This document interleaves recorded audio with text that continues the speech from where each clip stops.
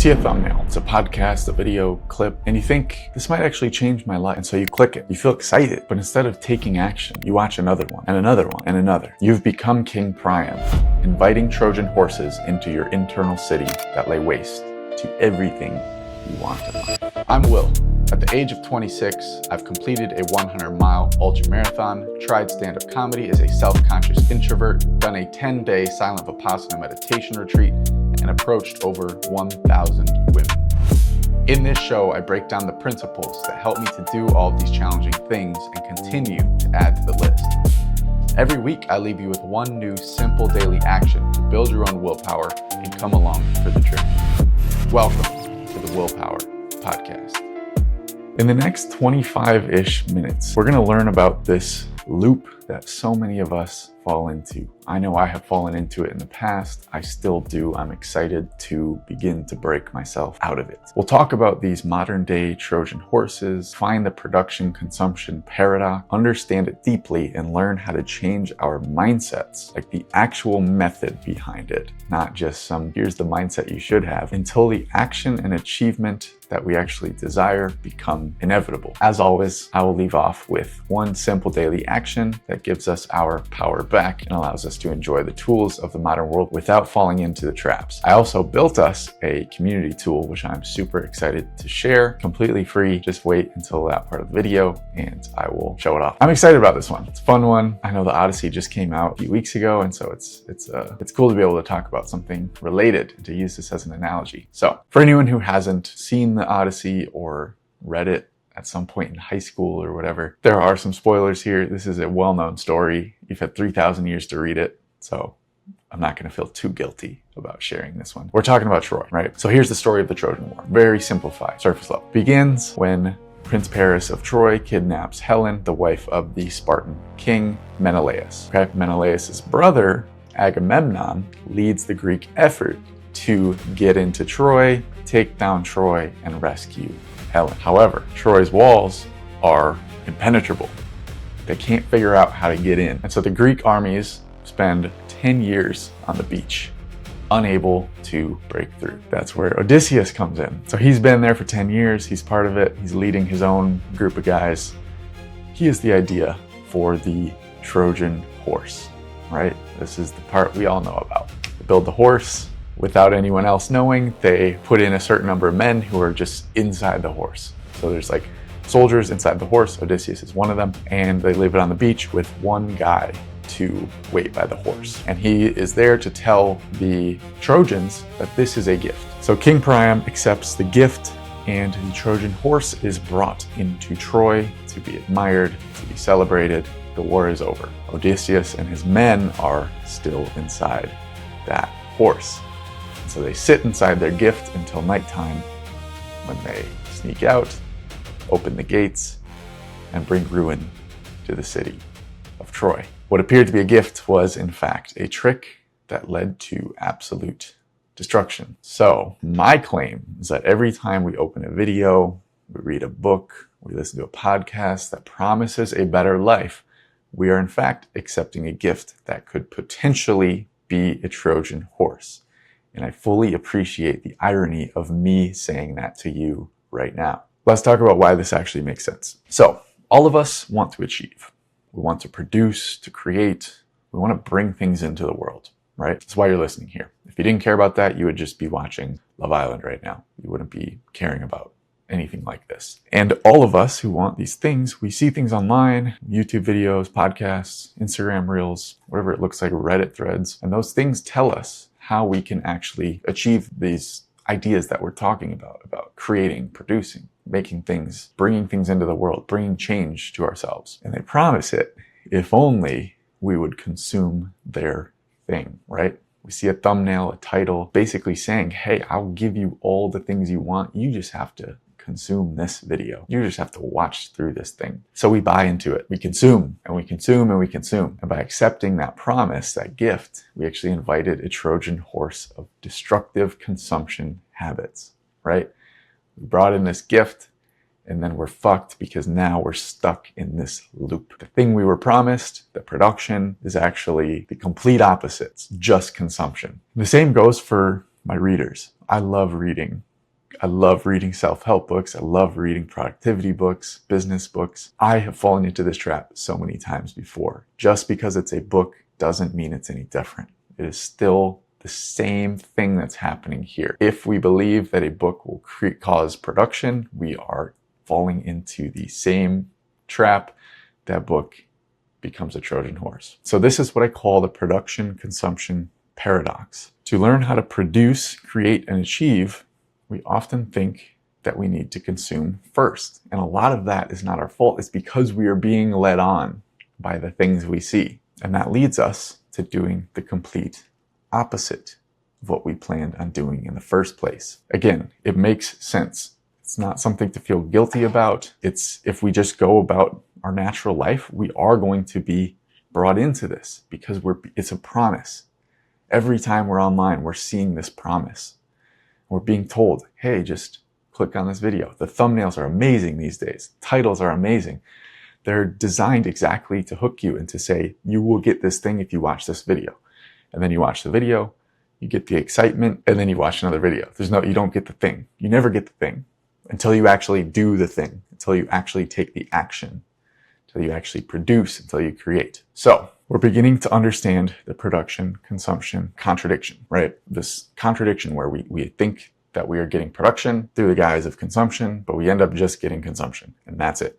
We're getting this Trojan horse that we're bringing in, and then it's destroying us from the inside out. And so what do we do about it? Well, the way we get out of this is we first understand what these Trojan horses are. We understand first that production does not come out of consumption, okay? That is not to say that you shouldn't ever consume or that consumption can't enhance production. But if you are being sold this promise that, oh, you will do it if you just watch this thing, if you just do this thing, if you consume this thing, you will act and you will get the things you want in life. As long as we believe those Trojan horses and bring them in, we're fucked. We're going to continue along this path. So we need a way to create and produce, bring about change without relying on consumption, without relying on these Trojan horses that may or may not open up our gates to mayhem, right?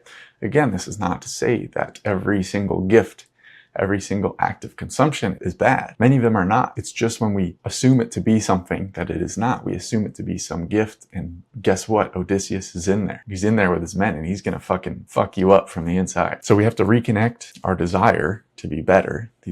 All of us have this. That's why you're listening to this or watching this. You want something more. You want to be producing or creating or achieving. You want to be making the world that you want. We have to reconnect that desire with the actual things that bring us down that path, things that allow us to create, things that allow us to achieve, things that allow us to turn the world into the one that we desire. So before we actually create the simple action, I want to just tie this back to willpower. You might already see the connection, but I think there's a super clear tie here. Why this problem, this loop, is so important when it comes to our willpower. So willpower, as we define it on the show, is not just grit or discipline or just strict, do it if it sucks, do it anytime. We have a broader definition, and that's the ability to create the life that you desire. That's your willpower. So if you break it apart into will and power, your will is what you want, right? Like if you say, oh, he has a strong will, guess what? He does what he wants, right? He makes what he wants the thing no matter what. So willpower is your ability to exert your will in the world, to make it the way that you want,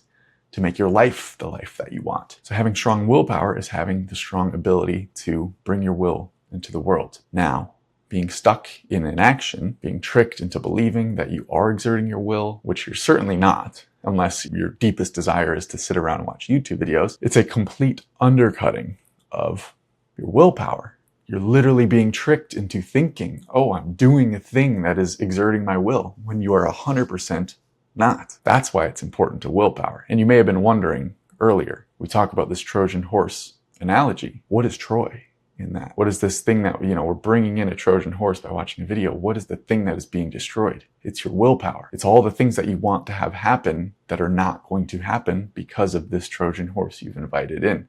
That promised you the war was over. It promised you this means that something good is coming. You're going to actually do the thing. And then guess what? It was a Trojan horse. So anytime we click the video that gets us into another video and another, we've been tricked. And our willpower is literally bled out of our bodies. And the more we continue to consume, the more that happens. So that's why we fall into this loop where the more we consume, the less we actually do. And the opposite, prioritizing action, producing, creating, achieving, and consuming under the clearest understanding of consumption, not being tricked by these Trojan horses, that lets us keep a hold of our willpower and actually build it. Okay? So a lot of us are being bled of our willpower, and the simplest way to gain some willpower is to just stop bleeding. Stop inviting Trojan horses behind the walls. And that will immediately let us begin to put our energy towards the things we actually want and directly. So it is finally time to build our action, right? We've talked a lot. I think we're getting a pretty good understanding of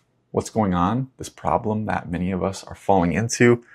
Again, I don't want to speak from high. I totally fall into this. I love self-help books. I love business books. I love productivity books.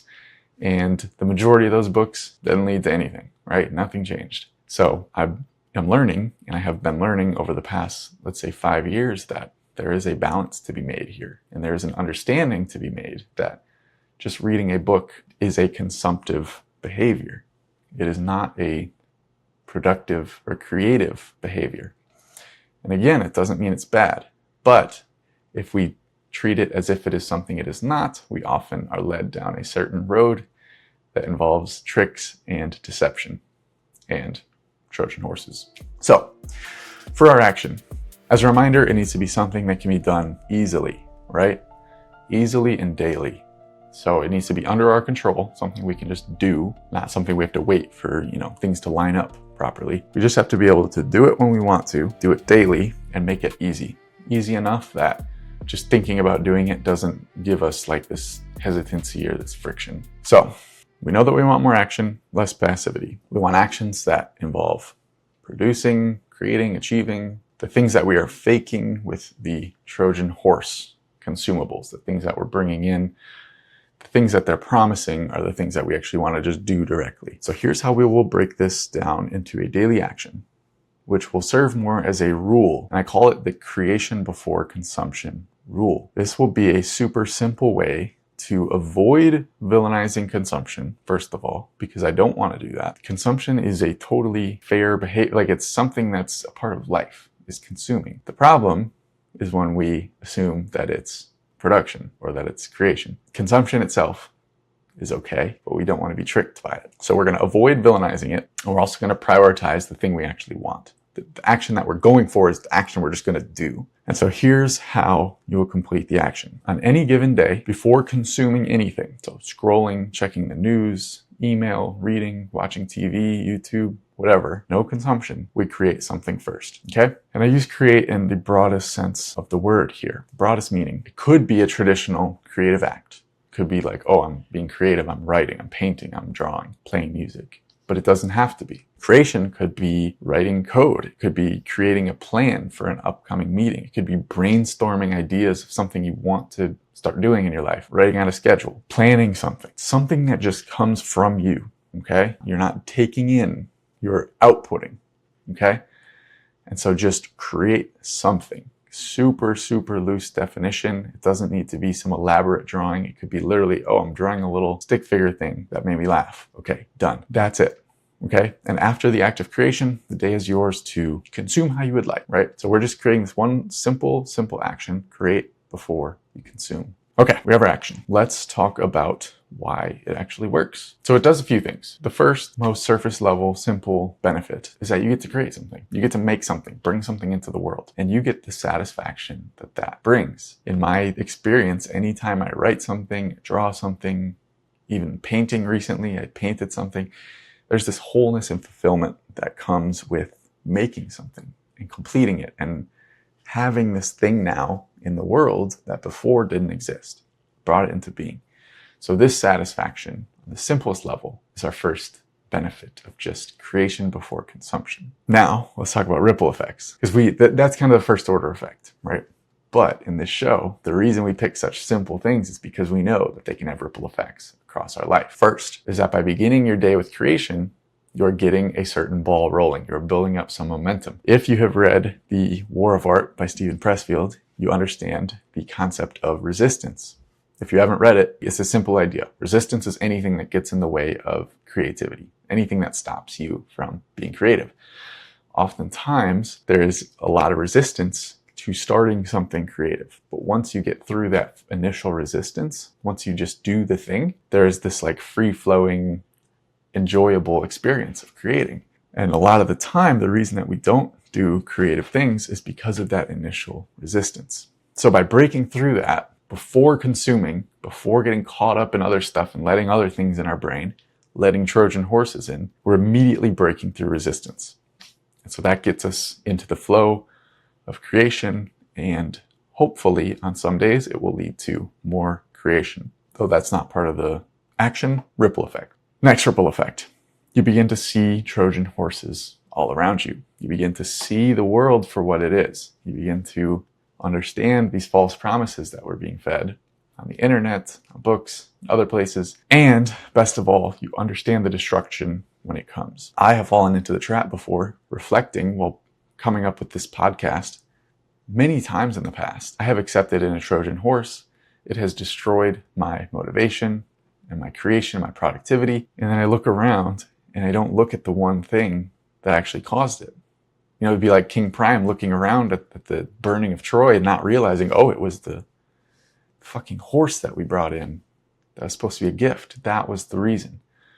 So now you're going to see exactly why it's happening when it does, because you know what these Trojan horses are. The final ripple effect is you're going to begin to disconnect this faulty neural connection between consumption and production. Okay?